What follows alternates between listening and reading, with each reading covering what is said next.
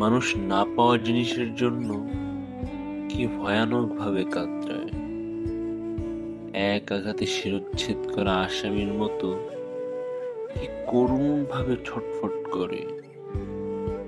অথচ এই মানুষই বহু প্রতীক্ষার পরে তার স্বপ্নের প্রিয় মানুষকে পেয়ে গেলে কি অদ্ভুতভাবে অবহেলা করে। ভালোবাসার কি নির্মম অযত্ন।